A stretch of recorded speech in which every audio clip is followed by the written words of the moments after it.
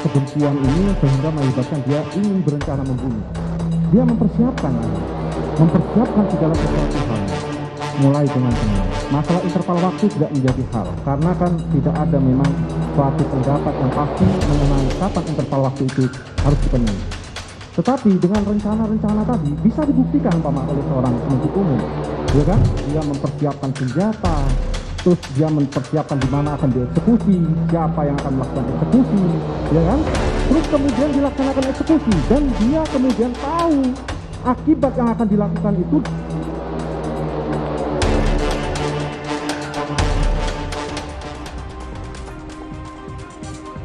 Saudara ahli pidana yang dihadirkan penasihat hukum Ferdy Sambo, Mahrus Ali, mengatakan kematian Yosua bukan masuk unsur pembunuhan berencana.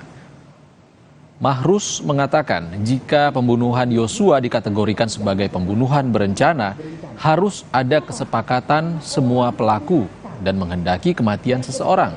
Dalam kasus pembunuhan Yosua, Mahrus tidak melihat hal tersebut.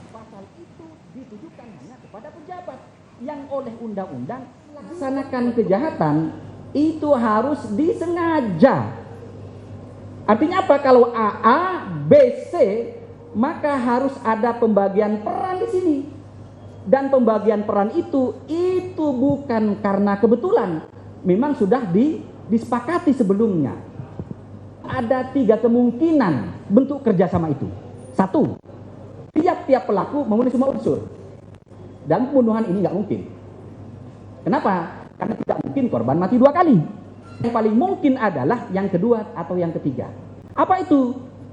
Tiap-tiap pelaku sebetulnya tidak ada yang tidak ada yang menunsur. Tidak ada. Tapi kalau digabung ini unsur semuanya terpenuhi. Nah yang ketiga, dari 2 pelaku hanya 1 yang memenuhi. Yang lain tidak. Tapi ingat, meskipun yang lain tidak memenuhi, tapi dalam pidana nama apa? Dia melakukan substantial part, bagian terpenting bagi terwujudnya delik. Artinya apa? Si A itu tidak mungkin menghilangkan nyawa kalau tidak ada perbuatan si B yang melakukan proses kerjasama. Ferdy Sambo dan Putri Chandrawati hari ini menghadirkan ahli pidana ke persidangan pembunuhan berencana Yosua. Ahli yang dihadirkan diharapkan Sambo dan Putri bisa meloloskan mereka dari dakwaan pembunuhan berencana. Kita kupas ulasan keterangan ahli dari pihak Sambo bersama Yonatan Baskoro, penasihat hukum keluarga almarhum Brigadir Yosua, dan Iqbal Feliciano, pengamat hukum pidana Universitas Airlangga Surabaya. Selamat sore, Mas Yonatan dan Pak Iqbal. Selamat sore, Mas. Selamat sore Mas Iksan, selamat sore Mas Iqbal. Baik, kami ke Mas Yonatan dulu. Mas Yonatan, ahli yang dihadirkan dari pihak Sambo menilai pembunuhan Yosua bukan pembunuhan berencana. Anda melihat sejauh ini bagaimana unsur pembunuhan berencana yang dihadirkan jaksa selama ini di persidangan? Ya, suara saya jelas ya Mas? Silakan.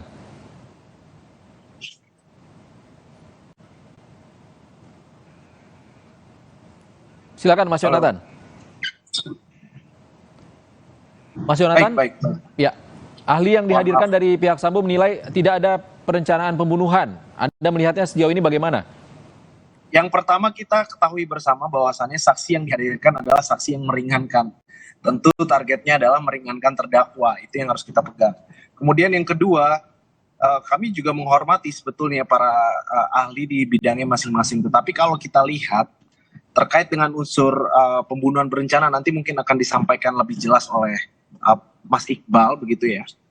Tentu unsur pembunuhan berencana itu justru sudah tidak terelakkan, karena menurut kami yang pertama, kalau misalkan ada pembunuhan berencana berarti ada peristiwa terlebih dahulu, gitu kan. Ini katanya ada peristiwa, entah peristiwanya apapun itu, tetapi itu sudah tidak terelakkan. Kemudian yang kedua yang paling penting, dan ini juga sesuai dengan apa yang disampaikan oleh saksi ahli yang tadi dihadirkan, yakni ada waktu tenang untuk berpikir. Artinya jika kita sempat berpikir sejenak untuk menghabisi nyawa seseorang, kemudian kita paham juga konsekuensinya, itu juga merupakan unsur yang bahwa pembunuhan akan dikatakan ada kesepakatan bersama, saya rasa tidak menghilangkan unsur pembunuhan berencananya, Mas. Saya rasa begitu. Oke, kita ke Pak Iqbal. Pak Iqbal, sebenarnya satu kasus apa saja yang dinilai hakim Jadi begini, Mas Iksan, konteks itu berbeda dengan 338 ya, mengenai pembunuhan biasa, bahwa 340 itu intinya ada tindakan di mana si pelaku ini mempunyai waktu yang cukup untuk memikirkan akan dilakukan atau dilakukannya sebuah tindak pidana berupa pembunuhan tadi. Dan dalam konteks itu pasti ada beberapa hal ya yang menjadi prasyarat. Salah satu contohnya adalah dalam konteks memutuskan kehendak itu si pelaku dalam kondisi yang tenang, mempunyai waktu yang cukup untuk berpikir untuk melanjutkan atau tidak melakukan tindak pidana yang akan dilakukan. Ada kemudian ada perbuatan pelaksana untuk melakukan tindakan itu, sehingga kemudian dia melakukan tindakan bagaimana kemudian si korban itu meninggal dunia. Jadi 340 itu berbeda. Kalau 338 itu secara spontan, kalau 340 itu berkaitan dengan pembunuhan yang dengan disertai perencanaan terlebih dahulu. Tapi tadi dikatakan oleh saksi ahli di persidangan yang dihadirkan oleh penasihat hukum terdakwa Ferdy Sambo,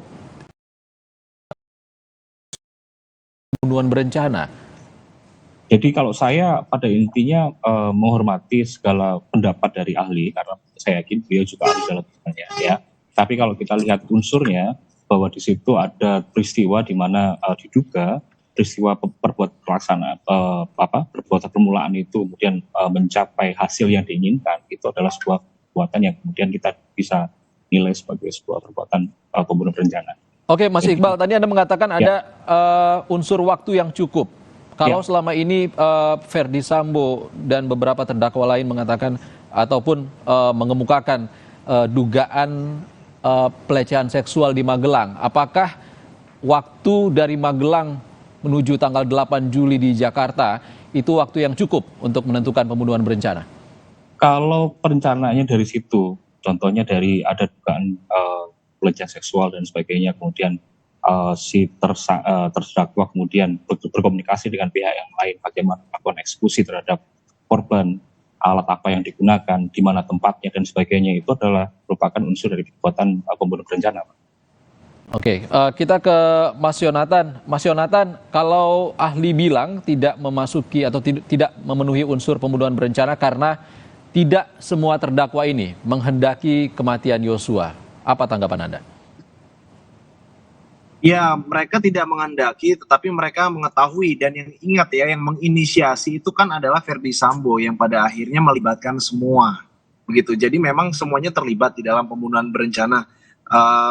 Menghendaki atau tidak itu menurut saya justru urusan belakang, tetapi memang kenyataannya kan sudah ada nyawa yang terampas di sini, dan itu juga andil besar dari rencana Ferdy Sambo yang melibatkan ajudan-ajudannya dan terdakwa-terdakwa yang lain. Nah, saya rasa dari keterangan-keterangan saksi-saksi ahli yang lain itu justru menguatkan bahwasannya pembunuhan berencana yang dilakukan oleh Ferdy Sambo ini tidak terelakkan. Kalau kita melihat dari keterangan-keterangan saksi ahli yang lain, bukti-bukti yang ada, saya rasa semua mengerucut begitu.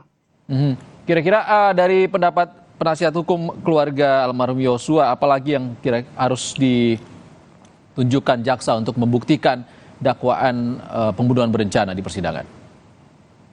Ya, saya lihat saksi-saksi sudah diperiksa secara menyeluruh, kemudian saksi-saksi ahli juga sudah dihadirkan, alat-alat bukti juga sudah ditampilkan. Sekarang kita kembalikan lagi sebetulnya kepada majelis hakim bagaimana menilai. Tetapi saya rasa untuk membuktikan itu tidak perlu tenaga yang ekstra ya menurut saya. Karena kalau kita lihat di fakta persidangan itu sudah cukup bukti, Mas, untuk memutuskan bahwasannya itu adalah pembunuhan berencana. Saya rasa. Oke, Mas Yonatan, kita ke Mas Iqbal dulu. Mas Iqbal, kalau dari persidangan yang sudah berjalan 3 bulan ini, dari Anda pribadi sendiri bagaimana Anda menilai apakah unsur pembunuhan berencana sudah terpenuhi sebenarnya?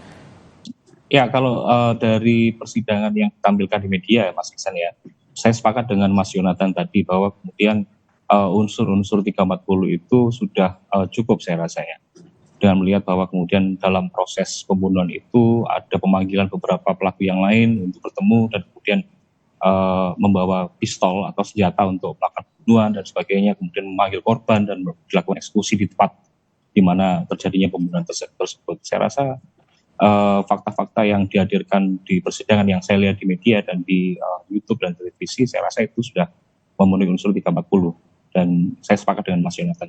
Tapi ada bantahan yang disampaikan oleh ahli dalam kesaksian di persidangan. Sebenarnya dalam hukum pidana, posisi saksi ahli ini seperti apa untuk mempengaruhi keputusan hakim nanti? Jadi begini, Mas Iksan, kalau kita lihat mengenai ahli ya, ahli itu di dalam 184 sebagai alat bukti ya. Alat bukti berdasarkan keahlian seseorang itu dia harus memberikan sesuai dengan keterangan berdasarkan kemampuan dan keahlian yang dia miliki. Dan kalau kemudian berkaitan dengan bagaimana titik tekan ahli ini, maka hakim akan melihat seberapa signifikan kemudian keterangan yang telah diberikan oleh ahli ini dalam konteks pemenuhan unsur-unsur dalam tindak pidana yang kemudian didakwakan dalam proses persidangan. Tetapi mengenai apakah kemudian keterangan ahli ini dipakai keterangannya atau tidak, itu tergantung dari majelis hakim. Karena kita dalam konteks hukum pidana, khususnya dalam perkara pembuktian ya, kita mengenal asas atau teori yang disebut sebagai teori pembuktian negatif atau negatif patologis teori, di mana keyakinan hakim itu akan terbentuk dari alat-alat bukti yang sah yang dihadirkan dalam persidangan. Disitulah hakim kemudian bisa memutuskan apakah seorang itu dapat ditetapkan sebagai seorang yang bersalah melakukan sebuah tindak pidana atau tidak. Oke, Mas Iqbal, termasuk dengan motif ada beberapa perdebatan di sini. Ada yang mengatakan tidak perlu ada motif dalam unsur pembunuhan berencana. Ada juga yang masih membahas motif ini perlu digali terus oleh para hakim. Seperti apa? Berkaitan dengan modus operandi ya, artinya kemudian dalam pembunuhan unsur tidak ada kemudian salah satu unsur dalam 340 yang membahas harus terpenuhinya ada sebuah motif di dalam konteks pembunuhan berencana. Kalau saya melihatnya motif itu atau yang dipentingkan di sini adalah kemudian ada niat jahat atau kemudian niat buruk yang dilakukan oleh si pelaku dan kemudian dilakukan eksekusi sampai kemudian timbul korban. Dan di pasal 340 ini kalau saya lihat sudah cukup ya dari apa yang telah disampaikan Mas Yonatan dan juga apa yang sudah ada di media. Oke, kita ke Mas Yonatan. Mas Yonatan, hakim mengizinkan 4 kali untuk Ferdy Sambo dan beberapa terdakwa lain untuk menghadirkan ahli yang meringankan mereka di persidangan. Kalau Anda melihatnya, apakah ini adalah kesempatan untuk Sambo meringankan vonisnya nanti?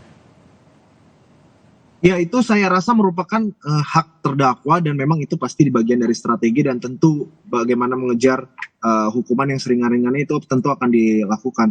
Tetapi saya lihat sebenarnya sudah hampir tidak ada celah untuk memperingan hukuman Ferdy Sambo ini, karena kita lihat sejak awal, kalau kita lihat secara utuh, tragedi ini memang sudah diskenariokan, direncanakan dengan matang, kemudian lanjut ke dalam persidangan, kita lihat sepertinya masih juga berkelit dan tidak ada kejujuran di dalam persidangan. Tentu hakim saya yakin akan menilai dan melihat apa yang akan disampaikan nanti tidak akan terlalu signifikan menurut saya, karena kalau misalkan saksi-saksi yang meringankan yang dihadirkan, saya berikan contoh misalkan ahli pidana tadi, hakim ini juga ngerti pidana, jadi hakim ini punya penilaian sendiri terkait apa yang disampaikan sesuai dengan apa yang dikatakan oleh Mas Iksan sendiri, bagaimana dengan keterangan-keterangan saksi-saksi yang bersaksi begitu, ahli dalam hal ini dalam menyampaikan pendapatnya, tentu itu akan dinilai hakim apakah memang sejalan, selaras dan sesuai keahliannya atau malah tendensius. Nah, itu yang saya rasa akan menjadi penilaian hakim nanti, Mas. Baik, terima kasih Yonatan Baskoro, penasihat hukum keluarga almarhum Yosua,